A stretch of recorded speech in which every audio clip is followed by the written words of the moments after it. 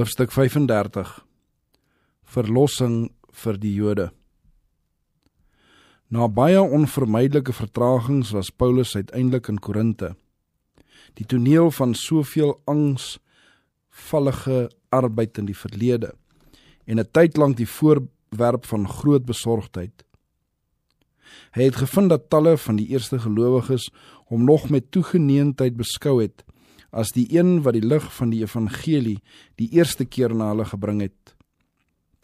Toe hy daardie disippels begroet en die blyke van hulle getrouheid en ywer sien, het hy hom verbly dat sy werk in Korinthe nie te vergeefs was nie.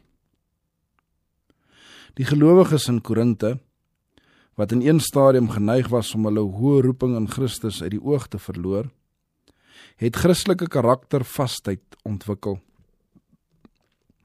Hulle woorde en dade het die herskeppende krag van die genade van God geopenbaar, en nou was hulle in daardie sentrum van die heidendom en bygeloof 'n sterk mag ten goeie. In die geselskap van sy geliefde metgeselle en hierdie getroue bekeerlinge het die apostel vir sy vermoeide en bekommerde gees rus gevind. Gedurende sy verblyf in Korinthe het Paulus die tyd gevind om na nuwe en groter diensvelde uit te sien. Veral sy voorgenome reis na Rome het sy gedagtes in beslag geneem. Om die Christelike geloof stewig in die middelpunt van die toenmaals bekende wêreld gevestig te sien, was een van sy dierbaarste verwagtinge en mees gekoesterde planne. Daar was reeds 'n gemeente in Rome, en die apostel wou hom verseker van die medewerking van die gelowiges aldaar in die werk wat in Italië en ander lande verrig moes word. Om die weg te berei vir sy werk tussen daardie broeders, baie van hulle aan hom onbekend, het hy 'n brief geskryf waarin hy hulle verwittig het van sy plan om Rome te besoek en die hoop uitgespreek om die vaandel van die kruis ook in Spanje te plant. In sy sendbrief aan die Romeine het Paulus die groot beginsels van die evangelie uiteengesit. Hy het sy standpunt bepaal oor die vraag wat die Joodse en heidense gemeentes in beroering gehad het, en het hulle daarop gewys dat die verwagtinge en beloftes wat voorheen veral aan die Jode behoort het, nou ook aan die heidene gebied word. Met groot helderheid en krag het die apostel die leer aangaande regverdigmaking deur die geloof in Christus uiteengesit. Hy het gehoop dat ander gemeentes ook kon baat by die onderrig wat hy aan die Christene in Rome gestuur het. Maar hoe vaag kon hy die verrykende invloed van sy woorde sien? Deur al die eeue heen het die groot waarhede aangaande regverdigmaking deur geloof as baken vir boetvaardige sondaars gestaan om hulle na die lewensweg te lei. Hierdie lig het die duisternis waarin Luther se gemoed omhul was, verdryf en aan hom die krag van die bloed van Christus om die sonde te reinig getoon. Daardieselfde lig het duisende met sonde belaaide siele na die bron van vergifnis en vrede gelei. Elke Christen behoort God te dank vir die sendbrief aan die gemeente te Rome. In hierdie sendbrief het Paulus vry uitgespreek oor sy las vir die Jode. Van sy bekering af het hy verlang om sy Joodse broeders te help om 'n duidelike begrip van die evangelie boodskap te kry. Hy het verklaar: "Die verlange van my hart en die gebed wat ek tot God vir Israel doen, is tot hulle redding." Dit was geen gewone begeerte wat die apostel besiel het nie. Hy het God voortdurend gebid om in die belang van die Israeliete wat Jesus van Nasaret nie as die beloofde Messia te erken het nie, te werk. "Ek spreek die waarheid in Christus," het hy die Romeine verseker. "Ek lieg nie. My gewete getuig saam met my in die Heilige Gees, dat dit vir my 'n groot droefheid is en 'n onophoudelike smart vir my hart. Want ek sou self kon wens om ter wille van my broers, my stamgenote na die vlees, 'n vervloeking te wees, weg van Christus af. Hulle is Israeliete, aan wie die aanneming tot die kinders behoort, en die heerlikheid, en die verbonde, en die wetgewing en die erediens en die beloftes, aan wie die Vaders behoort en uit wie die Christus is na die vlees. Hy wat oor alles is, God lofwaardig tot in ewigheid. Die Jode was Gods uitverkore volk, deur wie hy hom voorgeneem het om die hele mensdom te seën. Onder hulle het God talle profete verwek. Hulle het voorspel dat daar 'n verlosser sou kom wat verwerp en gedood sou word, deur hulle wat die eerstes moes gewees het, om hom as die beloofde te erken. Die profeet Jesaja het deur die eeue heen gekyk en gesien hoe die een profeet na die ander en uiteindelik die seun van God self verwerp sou word. En dit is hom ingegee om te skryf dat die verlosser aanvaar sou word deur diegene wat nooit tevore onder die kinders van Israel getel was nie. Met verwysing tot hierdie profesie sê Paulus: Jesaja durf self sê, ek het my laat vind deur die wat my nie gesoek het nie. Ek het verskyn aan die wat na my nie gevra het nie. Maar van Israel sê hy: die hele dag het ek my hande uitgebrei na 'n ongehoorsame en teesprekende volk. Ofskoon Israel sy seun verwerp het, het God hulle nie verwerp nie. Luister hoe Paulus sy betoog verder voortsit. Ek vra dan, het God miskien sy volk verstoot? Nee, stellig nie. Want ek is ook 'n Israeliet uit die nageslag van Abraham, van die stam van Benjamin. God het sy volk wat hy van tevore geken het, nie verstoot nie. Of weet julle nie wat die skrifte in die gedeelte oor Elia sê nie? Hoe hy by God optree teen Israel en sê: Here, hulle het die profete gedood en die altaar het hulle afgebreek en ek het alleen oorgebly en hulle soek my lewe. Maar wat sê die Godspraak aan hom? Ek het vir myself 7000 manne laat oorbly, wat die knie voor Baal nie gebuig het nie. Net so is daar dan ook in die teenwoordige tyd 'n oorblyfsel, ooreenkomstig die verkiesing van die genade. Israel het gestruikel en geval, maar dit was nie om hierdie rede vir hulle onmoontlik om weer op te staan nie. In antwoord op die vraag, het hulle miskien gestruikel om te val? Antwoord die apostel, nee, stellig nie. Maar deur hulle val het die saligheid tot die heidene gekom om hulle jaloers te maak.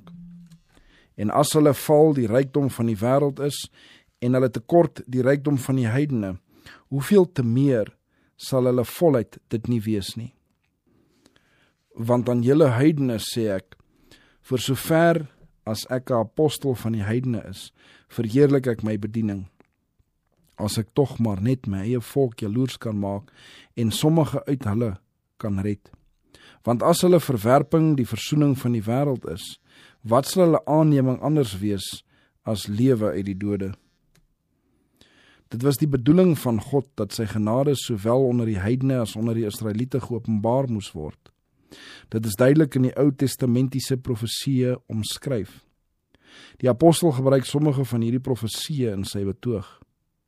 Hy vra, het die pottebakker nie die mag oor die klei, om uit dieselfde klomp die een voorwerp tot eer en die ander tot oneer te maak nie? En as God, al wil hy sy toorn bewys en sy mag bekend maak, tog met groot lankmoedigheid die voorwerpe van toorn wat vir die verderf toeberei is, verdra het, juis om bekend te maak die rykdom van sy heerlikheid oor die voorwerpe van barmhartigheid wat hy voorberei het tot heerlikheid. Ons, naamlik wat hy geroep het, nie alleen uit die Jode nie, maar ook uit die heidene, soos hy ook in Hosea sê, ek sal die wat nie my volk is nie, my volk noem, en haar wat nie bemin nie, beminde. En in die plek waaraan hulle gesê is, julle is nie my volk nie, daar sal hulle genoem word kinders van die lewende God. Kyk, Hosea 1 vers 10. Ondanks Israel as nasie gefaal het daar nogtans onder hulle aansienlike oorblyfsel gebly van hulle wat gered sou word. Tydens die koms van die Heiland was daar getroue manne en vroue wat die boodskap van Johannes die Doper met blydskap ontvang en hulle gevolglik tot 'n nuwe ondersoek van die profesieë aangaande die Messias gewend het. Toe die eerste Christelike gemeente gestig is, was dit saamgestel uit daardie getroue Jode wat Jesus van Nasaret herken het as die een na wie se koms hulle so verlangend uitgesien het. Dit is na daardie oorblyfsel wat Paulus verwys het wanneer hy skryf: As die eerstelinge heilig is, dan die deeg ook, en as die wortel heilig is, dan die takke ook. Paulus vergelyk die oorblyfsel in Israel by 'n edele olyfboom waarvan sommige van die takke afgebreek is. Hy vergelyk die heidene by die takke van 'n wilde olyfboom wat op die oorspronklike stam geënt is. As sommige van die takke afgebreek is en jy 'n wilde olyfboom was, onder hulle ingeënt is en deel gekry het aan die wortel en die vettigheid van die olyfboom, moet dan nie teen die takke roem nie. En as jy roem, dit is nie jy wat die wortel dra nie, maar die wortel vir jou. Jy sal dan sê, die takke is afgebreek, sodat ek ingeënt kon word. Goed, deur ongeloof is hulle afgebreek, maar jy staan deur die geloof. Moenie hoogmoedig wees nie, maar vrees. Want as God die natuurlike takke nie gespaar het nie, sal hy miskien jou ook nie spaar nie? Let dan op die goedertierenheid en die gestrengheid van God.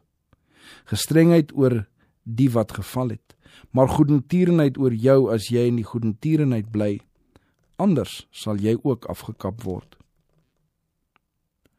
Deur ongeloof en die verwerping van die doel van die hemel vir hom, het Israel as nasie sy verbinding met God verloor.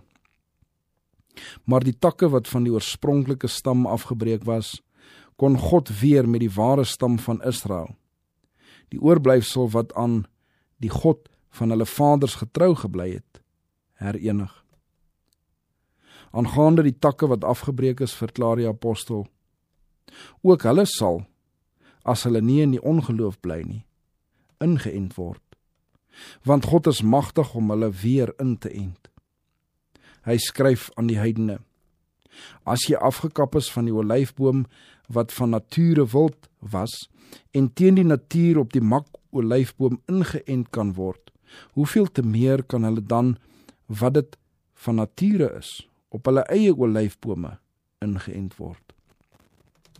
Want ek wil nie hê, broeders, dat julle hierdie verborgenheid nie moet weet nie, sodat julle nie eie wys mag wees, dat die verharding ten dele oor Israel gekom het, totdat die volheid van die heidene ingegaan het. En so sal die hele Israel gered word, soos geskrywe is. Die verlosser sal uit Sion kom, en die goddelooshede van Jakob afwend.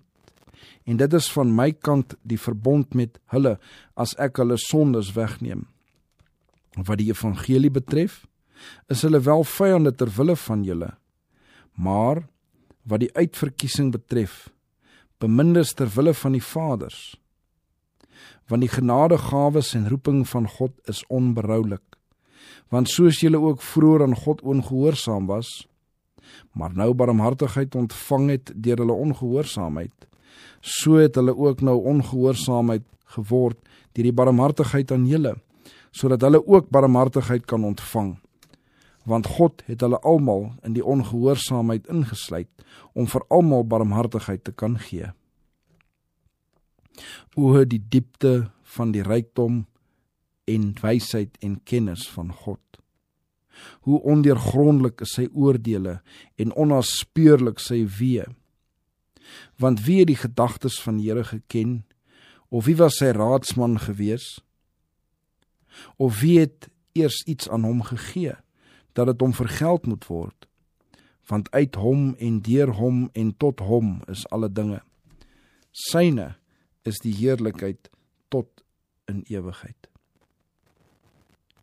So dui Paulus aan dat God ruim in staat is om die hart van sowel heiden as Jood te verander en om aan elke gelowige in Christus die seëninge te skenk wat aan Israel beloof is. Hy herhaal Jesaja se verklaring aangaande Gods volk.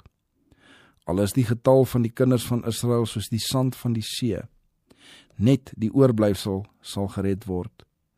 Want hy volbring 'n saak en verkort dit in geregtigheid, omdat die Here 'n saak wat verkort is op die aarde sal doen. En soos Jesaja tevore gesê het, as die Here van die leerskare vir ons nie 'n nageslag oorgelaat het nie, so Sodom sou ons geword het en aan Gomorra gelyk gewees het. In die tyd toe Jerusalem verwoes en die tempel in puin gelê is baie duisende Jode verkoop om in heidense lande as slawe te dien. Soos wrakke op 'n verlate strand is hulle onder die nasies verstrooi. 1800 jaar lank het die Jode van land tot land oor die hele wêreld gedwaal en nêrens is aan hulle die voorreg gegee om hulle eertydse aansien as 'n nasie te herwin nie. Belaster, gehaat en vervolg was dit van eeu tot eeu hulle erfenis om te ly. Ondanks die vreeslike oordeel wat tydens hulle verwerping van Jesus van Nasaret uitgespreek is, het daar van eeu tot eeu talle edele, godsvreesende Jode, sowel vroue as manne, geleef wat in stilte gelei het. God het hulle harte in droefheid vertroos, en hy het hulle vreeslike toestand met deernis aanskou. Hy het die hartverskeurende gebede van diegene gehoor, wat met geheel hulle harte gesmeek het, dat hulle sy woord reg mag verstaan. Sommige het geleer om die nederige Nasareër, wat hulle voorvaders verwerp en gekruisig het, as die ware Messias te sien. Naarmate hulle gemoed die betekenis van die bekende profesieë verstaan het, wat so lank gelede deur die oorlewering en wanvertolking verduister was, is hulle harte met dankbaarheid jeens God vervul oor die onuitspreeklike gawe wat hy aan elke mens gee, wat verkies om Christus as sy persoonlike saligmaker aan te neem. Dit is na hierdie klas wat Jesaja in sy profesie verwys. Die oorblyfsel sal gered word. Van Paulus se tyd af tot vandag toe, roep God deur sy Heilige Gees sowel die Jood as die heiden. Paulus het verklaar, daar is geen aanneming van die persoon by God nie. Die apostel het hom teenoor Grieke sowel as nie-Grieke en teenoor Jode as skuldenaar beskou. Maar hy het nooit die feit uit die oog verloor dat die Jode besliste voordeel bo die ander besit het nie. Ten eerste, tog seker dat aan hulle die woorde van God toevertrou is. Die evangelie, het hy verklaar, is 'n krag van God tot redding vir elkeen wat glo, eerste vir die Jood en ook vir die Griek. Want die geregtigheid van God word daarin geopenbaar uit geloof tot geloof, soos geskrywe is. Maar die regverdige sal uit die geloof lewe. Dit is van die evangelie van Christus, wat vir die Jood en heiden ewe van krag is, dat Paulus in sy sendbrief aan die Romeine gesê het, dat hy hom nie skaam nie. Wanneer hierdie evangelie in sy volheid aan die Jode voorgehou word, sal baie van hulle Christus as die Messias aanneem. Onder die Christelike predikers is daar net 'n paar wat voel dat hulle geroepe is om vir die Joodse volk te werk, maar aan sowel hulle wat so dikwels oor die hoof gesien is, as aan al die ander moet die boodskap van genade en hoop in Christus verkondig word.